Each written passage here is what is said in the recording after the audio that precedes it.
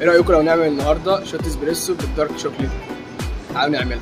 ياه بقالي كتير قوي ما عملتش فيديوهات من النوع ده، بس يلا نعمل النهارده شوت اسبريسو جامد قوي. دي الدارك شوكليت هنحطها هنا، وبعد كده هنروح نعمل الشوت الاسبريسو.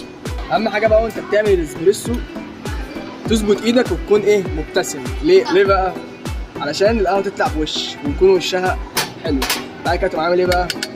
تكبسها كده. بص دي كده حاطط الكبس هنا كده، تقوم مدخل الكوبايه، تدفع بقى لحد شوتين اسبريسو تنزل كده.